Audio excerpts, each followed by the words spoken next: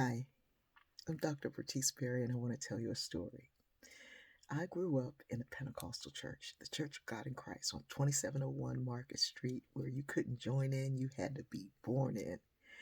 And it was joyful and musical, so musical. The music was big and beautiful and bold for the time. Oh my goodness, it was amazing. It was an amazing experience. And we sang and danced and spoke with tongues as the Spirit gave utterance. I was the only member of my family to attend this church.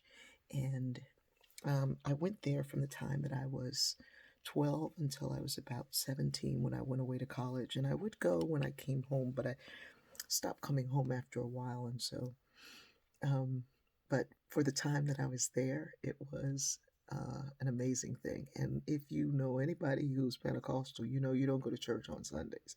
You go to church about 6 days a week.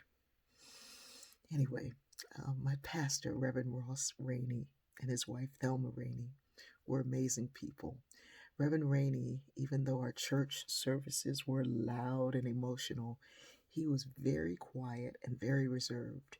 And he and his wife were studious. They both went to Crozier Theological Seminary, and she went to Crozier at a time that women did not go.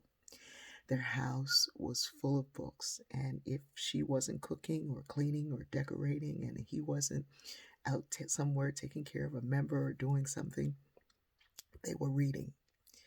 They read a lot, and part of my reading habits come from them.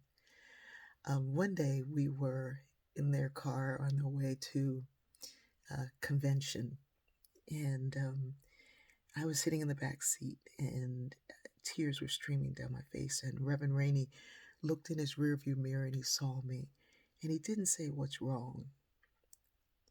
He said, "What are you thinking?" And I got myself together enough to say, I wanted to know why it is that people who do whatever they want at the expense of everybody else seem to get away with it. And those of us who strive hard to do the right thing, we seem to get nothing. I was referring to a family member who did whatever they wanted to do at the expense of everybody else, and their life was one big party from one minute to the next. While I worked hard, went to church constantly, prayed without ceasing, and paid my tithes, and I worked 2 jobs and gave money to my family to help support things. This family member just did whatever they wanted to do and sometimes took my little money that was left over. And I thought, why? Why is it that they seem to have a big old joyful life and mine is not? And Reverend Rainey didn't answer right away. In fact, we didn't call him Reverend Rainey. We all affectionately called him Pop Pop, and we called her Nan Nan. He didn't answer right away. But when he did, he said something that framed my thinking for the rest of my life. He said, everybody has to pay dues.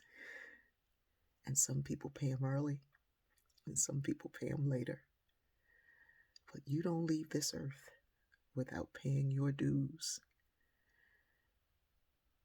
This was fascinating to me because he wasn't talking about in the sweet by and by when you get to heaven that you were going to heaven and they were going to hell. He didn't have that kind of thinking or answer. He said everybody's got to pay their dues and you don't leave this earth without paying yours. He said some people pay them early. When you pay them all early, the rest of your life looks like you just skating. And he said some people pay some early and some later, but they learn from the ones they pay early. And some people don't pay them. They have everybody else paying them for them, but they do not leave without paying those dues.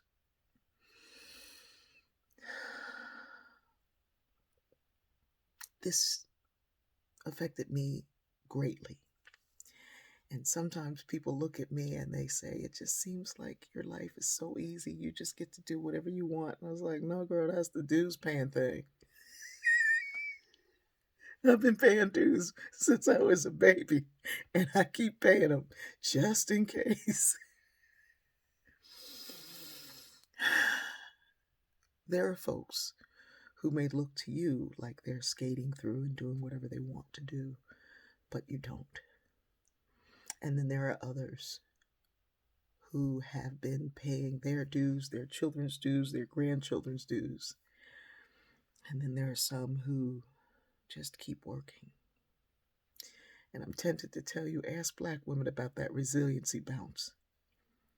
Because we go through so much and seem like we're just fine because we've learned from the last thing we've been through. There was a song in the Church of God in Christ they used to sing, and I'm reminded of it.